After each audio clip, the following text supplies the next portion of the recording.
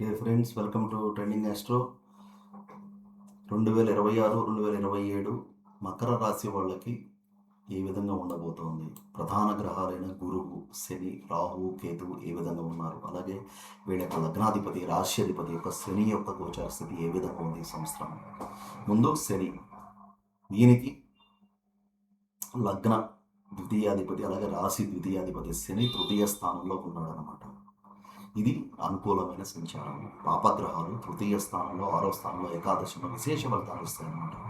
వీళ్ళ పట్టుదలతో, వీళ్ళ ప్రయత్నంతో, వీళ్ళ విల్తో వీళ్ళు అనుకున్న పనులు వీళ్ళు సాధించగలుగుతారు. Especially social media, social communication, banks, IT sector, వీళ్ళు ఇందులో ఉన్నవాళ్ళు రాణిస్తారు ఈ యొక్క శని గ్రహం యొక్క సపోర్ట్తో.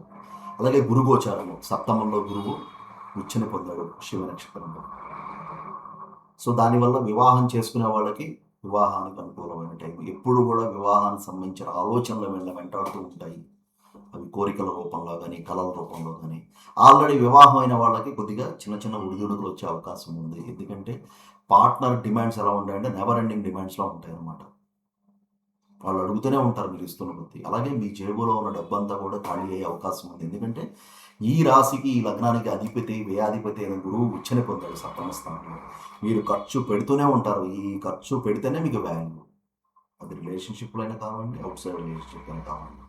అలాగే రాహు సంచారము, ఈ రాహు సంచారము, రాహు ద్వితీయంలో ఉన్నాడు. దానివల్ల ఏంటంటే కుటుంబంలో చికాకులు, తర్వాత బాధ్యతలు, ఉన్న డబ్బంతా ఖాళీ అయిపోవటం, బ్యాంక్ అకౌంట్ ఖాళీ అయిపోవటం, ఎంత డబ్బు ఉన్నా సరే అది ఆగకపోవటం, వెళ్ళిపోవటం అనమాట, ఖర్చు అయిపోవటం. ఈ ద్వితీయంలో రాహు యొక్క స్థితి ఉంది. ₹2 ఖర్చు అయిన ₹4 ఖర్చు అవ్వటం. అలాగే కొన్ని ఇన్వెస్ట్మెంట్స్ స్టక్ అయిపోవడం, ఒక మోసాన్ని కానీ, ఒక దీన్ని కానీ, లాస్ని కానీ చూసే అవకాశం ఉంది. వీళ్ళు చాలా జాగ్రత్తగా ఇన్వెస్ట్మెంట్స్ విషయంలో చాలా జాగ్రత్తగా ఉండాలి. అందరినీ నమ్మద్దు.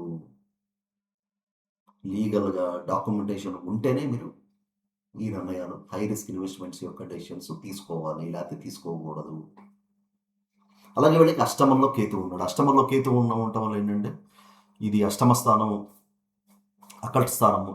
కేతువు యంత్రమంత్ర తంత్రాలకు కారకుడు కాబట్టి వీళ్ళకి జ్యోతిష్యం మీద, మంత్రశాస్త్రం మీద, గురువుల మీద, తీర్థక్షేత్రాల మీద ఒక ఒక ప్రత్యేకమైన శ్రద్ధ, ఇంట్రెస్ట్ కలుగుతూ ఉంటుంది. అలాగే ఆ వైబ్ని మీరు పొందుతారు. ఎక్కడికన్నా తీర్థస్నానం చేసిన, పుణ్యక్షేత్రాలకు వెళ్ళినా, ఏదైనా ఒక గురువుని కలిసిన దాన్ని వీళ్ళు ఆ ఫీల్ అవ్వగలుగుతారు అనమాట. ఆ వైబ్ని, ఆ పాజిటివ్ వైబ్ని, ఆ డివైన్ వైబ్ని. అలాగే ఎప్పుడైతే అష్టమ స్థానంలో కేతు ఉన్నామంటే ఆయన ప్రతిబంధకం అవుతున్నాడు. వైవాహిక జీవితంలో ఉండే వాళ్ళకి చికాకులు, బాధ్యతలు, పార్ట్నర్ యొక్క హెల్త్ సరిగ్గా ఉండకపోవటం, దానివల్ల ఇబ్బందులు. అలాగే కేతువు మఖా నక్షత్రంలో అష్టమ స్థానంలో ఉండటం వల్ల పితృ సంబంధమైన విషయాల్లో, పితృకార్యాల్లో విఘ్నాలు, ఆ కార్యక్రమాలు చేసే విషయంలో కొన్ని ఇబ్బందులు, గొడవలు, అవి అనుకున్నట్టు చేయలేకపోవటం కానీ, అలాగే సర్పాలు నిద్రలో కళ్ళలోకి రావటం కానీ అష్టమకేతు ప్రభావం వల్ల ఉండే అవకాశం ఉంది. వీళ్ళకి రాహుకేతువులు అనుకూలంగా లేరు. అలాగే ఈ సంవత్సరం 2026 డిసెంబర్లో రాహువు వీళ్ళ రాశిలోకి, మకర లగ్నంలోకి ప్రవేశించి సప్తమంలోకి కేతువు మారటం వల్ల కలసర్పం అనేది ఏర్పడుతుంది వీళ్ళకి. సో వీళ్ళు ఆరోగ్య విషయంలో శ్రద్ధను వసించాలి. అలాగే ఖర్చుని నియంత్రణ చేసే ప్రయత్నం చేయాలి. మోసపూరిత విషయాలు, మోసపూరితమైన వ్యక్తుల నుంచి దూరంగా ఉండాలి. వీళ్ళ డబ్బుని, వీళ్ళ ఇన్వెస్ట్మెంట్స్ని కాపాడుకోవాలి. గురుగోచారం ఏ విధంగా అనుకూలంగా ఉందంటే వీళ్ళకి సోషల్ లైఫ్లో ఒక పేరు, వీళ్ళ యొక్క మాట బలం ఉండటం, వీళ్ళకి మంచి పార్ట్నర్లు దొరకటము, కొత్త కొత్త ప్రాజెక్ట్స్, బిజినెసెస్లు వీళ్ళు చేయటము ఉండే అవకాశం ఉందన్నమాట. ఆ గురువు సప్తమంలో ఉండటం వల్ల వీళ్ళకి ఆ పలుకుబడిని, ఆ విలువని ఇస్తాడు సంఘంలో. శని గోచారం వీళ్ళకి బాగుంది. దానివల్ల ఏంటంటే శని కర్మలకి కారకుడు కాబట్టి వీళ్ళు ఎప్పుడూ కూడా మంచి కర్మలు చేయటం వల్ల వీళ్ళ యొక్క మంచి ఫలితాలను చూసుకుంటారు. గురు గోచారం మిశ్రమంగా ఉంది, న్యూట్రల్గా ఉంది.